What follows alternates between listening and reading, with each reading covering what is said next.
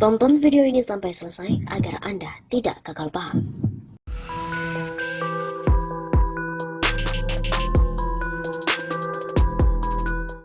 Sobat Tamrimas Safa, kembali lagi bersama dengan kami untuk mengulas fakta-fakta perpolitikan dan juga informasi terkini di tanah air. Gedung DPR dipenuhi karangan bunga, oleh siapa dan ada apakah?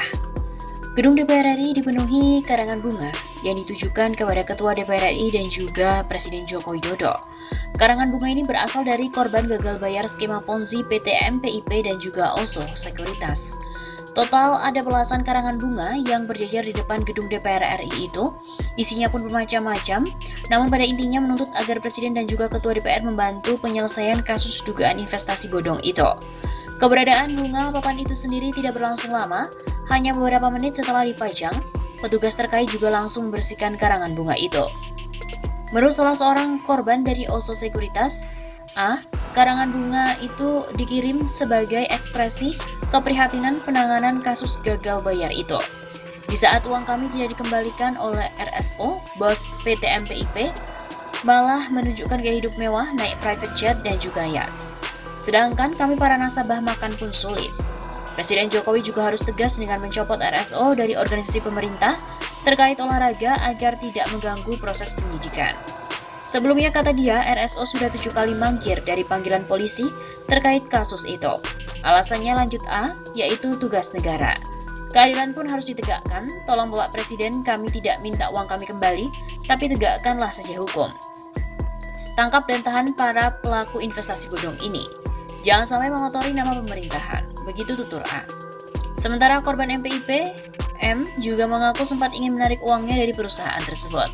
Namun video RSO meyakinkannya bahwa selain modal aman, pihaknya akan mendapatkan uang dan juga bunga serta dividen. Nyatanya PHP kelas berat. Bunga tidak diterima, bahkan modal juga tidak balik. Kabid Humas LQ Indonesia Law Firm Sugi sangat memahami perasaan kecewa masyarakat dalam kasus ini, mengingat proses hukum terus berlaku dan sangatlah berat untuk berjalan.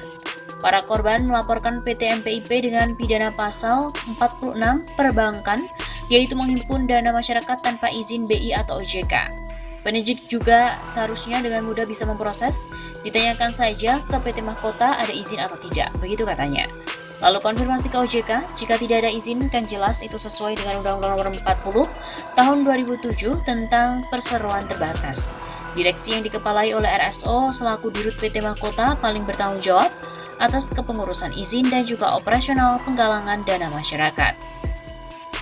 Karena dana masyarakat yang dihimpun disetor ke rekening PT Mahkota, jadi selaku penanggung jawab RSO harus bertanggung jawab penuh atas operasional dan kegiatan PT Mahkota, begitu imbuhnya. LQ juga meminta penyidik agar tidak ada modus alasan PKPU sebagai penghenti pidana. Sebab kasus Koperasi Milenium di Polda Metro Jaya juga bisa P21 dan vonis walau sudah ada homologasi dari PKPU. Indosuria di Mabes juga sudah ada homologasi. Tapi kena pasal 46 pidana perbankan. Jadi jelas kasus-kasus sebelumnya tidak ada itu homologasi atau restructuring yang dicicil menjadi seolah-olah terjadi restoratif justice. RJ sesuai perkap jelas syaratnya adalah pembayaran ganti guri.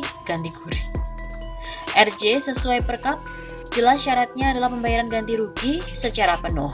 Reputasi Polri terutama PMJ akan dipengaruhi cara penanganan kasus ini karena masyarakat memantau. Lebih lanjut, Suki juga mengungkapkan para korban investasi bodong berencana menggelar aksi damai di depan Istana Kepresidenan pada 14 Februari 2022 mendatang. Aksi yang dikawal LQ Indonesia Law Firm ini rencananya juga diwarnai dengan membawa satu tangkai bunga mawar dan juga puisi sebagai bentuk dukungan kepada pemerintah dan juga Polri untuk memberantas investasi bodong di Indonesia sebagaimana amanah Presiden RI tanggal 20 Januari 2022. Begitu katanya.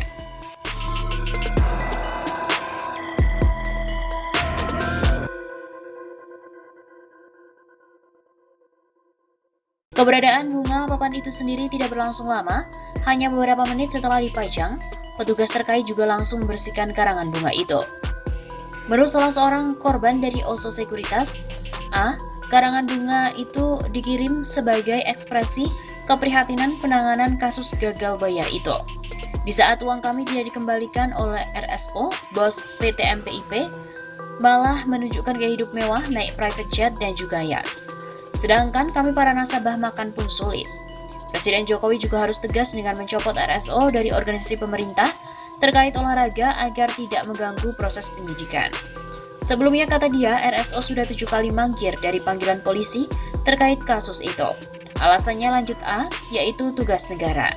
Keadilan pun harus ditegakkan, tolong Bapak Presiden, kami tidak minta uang kami kembali, tapi tegakkanlah saja hukum. Tangkap dan tahan para pelaku investasi bodong ini. Jangan sampai mengotori nama pemerintahan, begitu tutur A. Sementara korban MPIP, M juga mengaku sempat ingin menarik uangnya dari perusahaan tersebut. Namun video RSO meyakinkannya bahwa selain modal aman, pihaknya akan mendapatkan uang dan juga bunga serta dividen. Nyatanya PHP kelas berat. Bunga tidak diterima, bahkan modal juga tidak balik. Kabid Humas LQ Indonesia Law Firm Sugi sangat memahami perasaan kecewa masyarakat dalam kasus ini, mengingat proses hukum terus berlaku dan sangatlah berat untuk berjalan. Para korban melaporkan PT MPIP dengan pidana pasal 46 perbankan, yaitu menghimpun dana masyarakat tanpa izin BI atau OJK. Penyidik juga seharusnya dengan mudah bisa memproses, ditanyakan saja ke PT Mahkota ada izin atau tidak, begitu katanya. Lalu konfirmasi ke OJK, jika tidak ada izin kan jelas itu sesuai dengan Undang-Undang Nomor 40 Tahun 2007 tentang perseroan terbatas. Direksi yang dikepalai oleh RSO selaku Dirut PT Mahkota paling bertanggung jawab atas kepengurusan izin dan juga operasional penggalangan dana masyarakat. Karena dana masyarakat yang dihimpun disetor ke rekening PT Mahkota, jadi selaku penanggung jawab RSO harus bertanggung jawab penuh atas operasional dan kegiatan PT Mahkota, begitu imbuhnya. LQ juga meminta penyidik agar tidak ada modus alasan PKPU sebagai penghenti pidana. Sebab kasus Koperasi Milenium di Polda Metro Jaya juga bisa P21 dan vonis walau sudah ada homologasi dari PKPU. Indosuria di Mabes juga sudah ada homologasi. Tapi kena pasal 46 pidana perbankan. Jadi jelas kasus-kasus sebelumnya tidak ada itu homologasi atau restructuring yang dicicil menjadi seolah-olah terjadi restoratif justice. RJ sesuai perkap jelas syaratnya adalah pembayaran ganti guri. RJ sesuai perkap jelas syaratnya adalah pembayaran ganti rugi secara penuh. Reputasi Polri terutama PMJ akan dipengaruhi cara penanganan kasus ini karena masyarakat memantau.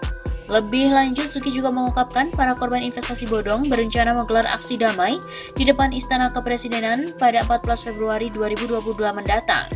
Aksi yang dikawal LQ Indonesia Law Firm ini rencananya juga diwarnai dengan membawa satu tangkai bunga mawar dan juga puisi sebagai bentuk dukungan kepada pemerintah dan juga Polri untuk memberantas investasi bodong di Indonesia sebagaimana amanah Presiden RI tanggal 20 Januari 2022.